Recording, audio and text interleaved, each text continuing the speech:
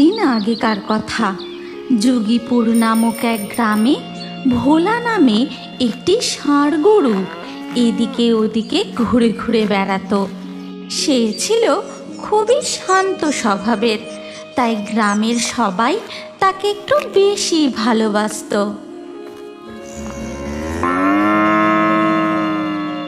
আরে আরে, আমাদের ভোলা যে, তা সকাল সকাল কিছু খেয়েছিস? আয় আয়, সামনের ওই মুদির দোকান থেকে তোকে একটু আটা কিনে দিই। এই কথা বলে দিনু দোকানের দিকে যায়। তারপর সেখান থেকে আটা কিনে ভোলা ষাঁড়কে খেতে দেয়। খা বাবা খা, মন ভরে খা। এরপর ভোলার আটা খাওয়া হয়ে গেলে সে সেখান থেকে চলে যায়। দিনুও নিজের কাজে চলে যায়। কিছুক্ষণ পর ভোলা ষাঁড় গিয়ে পৌঁছায় এক বাড়ির সামনে।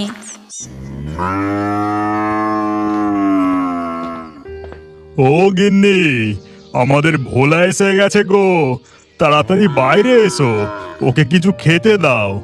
যাচ্ছি গো যাচ্ছি, ওকে শুধু খেতে দিলে হবে? ও যে আমাদের মহাদেবের বাহন, ওকে আগে পুজো করতে হবে, ধূপ দিতে হবে, তবে না খেতে দেবো। তা বেশ বেশ, তোমার যা মন চায় তাই করো। এরপর জগাইয়ের গিন্নি হাসি মুখে এগিয়ে এসে ভোলা ষাঁড় গরুকে ধূপ দেখিয়ে তার দিকে কিছু ফুল দিয়ে তাকে একটি ফল খেতে দেয়। নে ভোলা, আমার পুজো হয়ে গেছে, এবার তুই আয়, কালকে আবার আসিস কিন্তু। এই রকম ভাবেই ভোলা গোটা গ্রাম ঘুরে ঘুরে এর ওর বাড়ি গিয়ে নানান রকম খাবার খায়। কেউ কেউ আবার তাকে শ্রদ্ধা ভরে পুজোও করে। একদিন মামদভূত সেই গ্রামের উপর দিয়েই উড়ে উড়ে যাচ্ছিল। ও, কখন থেকে উড়ে উড়ে বেড়াচ্ছি, কিন্তু এদিকে ওদিকে ঘুরে ঘুরেও কোথাও কিছু খাবার পেলাম না। এদিকে খিদেতে পেট জ্বলে যাচ্ছে, যাই ওই গাছটায় একটু বসি। এই কথা বলে মামদো একটি গাছে গিয়ে বসে, আর পাশের গাছতলায় ভোলা ষাঁড় শুয়েছিল। ও ভোলা, তুই এখানে শুয়ে আছিস আর আমি তোকে গোটা গ্রাম খুঁজে খুঁজে বেড়াচ্ছি।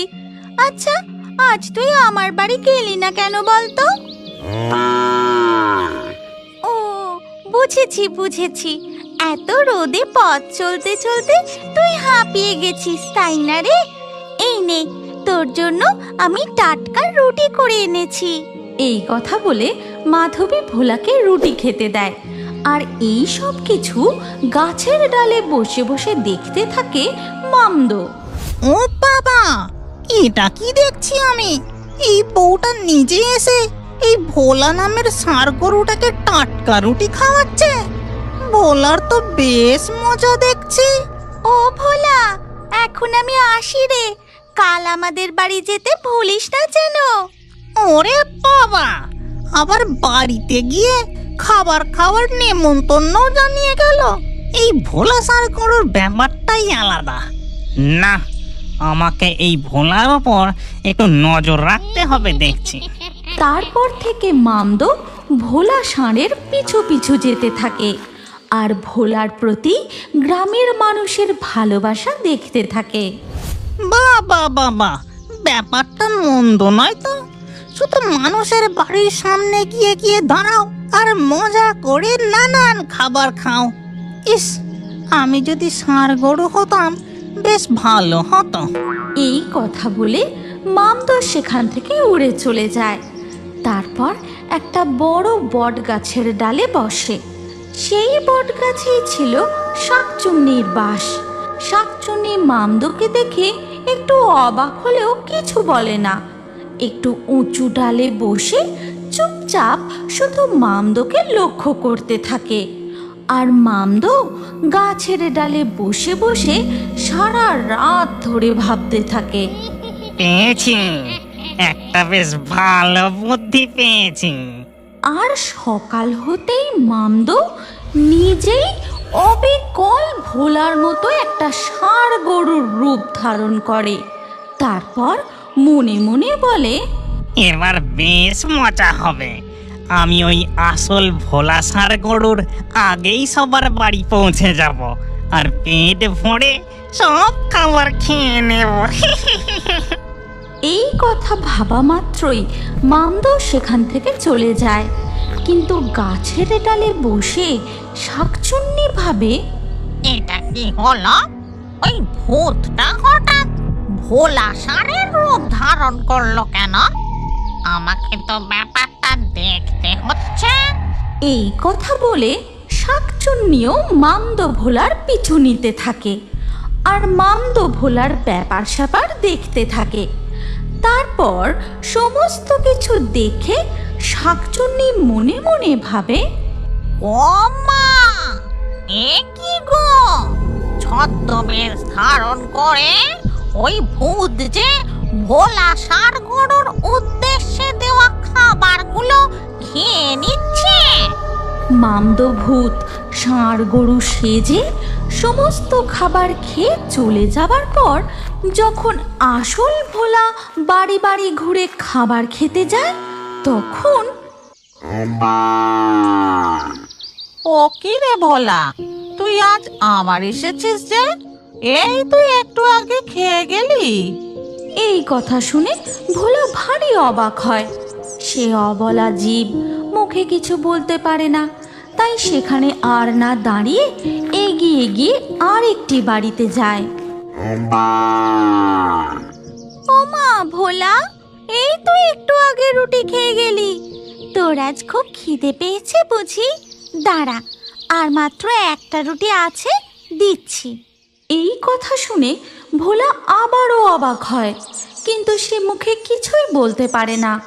তারপর একটা রুটি খেয়ে সেখান থেকে সে চলে যায়। এ তো ভারী অন্যায়। ওই বদমাস ভূতটা ভোলার রূপ ধরে সব খাবার খেয়ে নিয়েছে, আর বেচারা ভোলা, আহা গো। তবে দাঁড়া ভূত, তোর মজা আমি বার করছি। এদিকে ভোলা ধীর পায়ে একটা মাঠের দিকে গিয়ে সেখান থেকে ঘাস খেতে থাকে, আর সেই মাঠেরই পাশে এক বড় গাছেতে মামদো আরাম করে গাছের ডালে শুয়ে ঘুমোচ্ছে। তাই দেখে শাকচুন্নি, দেখেছো কাণ্ড? ওই বদমাস ভূতটা অন্যায়ভাবে অন্যের খাবার খেয়ে নিয়ে কেমন আরাম করে ঘুমোচ্ছে। দাঁড়াও, তোমাকে উপযুক্ত শাস্তি দেওয়ার একটা বুদ্ধি আমাকে বার করতেই হবে। এর পরের দিন সকালবেলা মামদো ভূত আবার যখন ভোলা ষাঁড় গরুর রূপ ধরে রাস্তা দিয়ে যেতে থাকে, তখন হঠাৎ করে পিছন থেকে আর একটা ষাঁড় গরু এসে মামদো ভূত ষাঁড় গরুকে মারে এক গুঁতো। উহুহুহু, ওরে বাবা, এ কি? কে আমার পিছন থেকে এত জোরে গুতলো? আসল ভোলা ষাঁড় গরুটা আমায় চিনতে পেরে গেল নাকি? কি রে বেটা ভূত, কেমন লাগলো ভোলা সেজে তার খাবার খেয়ে নেওয়া? এবার তোর মজা আমি বার করছি। এই বলে শাকচুন্নি আবার তাকে গুঁতিয়ে দেয়। ওরে বাবা রে বাবা, আমার খুব বড় ভুল হয়ে গেছে। কিন্তু তুমি আসলে কে? আমাকে চিনতে পারলে কি করে? আমি হলাম শাকচুন্নি। তোর কীর্তিকলাপ আমি সব দেখেছি। এবার বল, এই গ্রাম থেকে যাবি নাকি? ওরে বাবা, না না না না, তোমায় আর কিচ্ছু করতে হবে না। আমি আমার ভুল স্বীকার করছি। আমি এক্ষুনি এখান থেকে পালাচ্ছি। এই কথা বলে মামদো ভূত ভোলা ষাঁড় গরুর রূপ ছেড়ে সেখান থেকে উড়ে পালিয়ে যায়।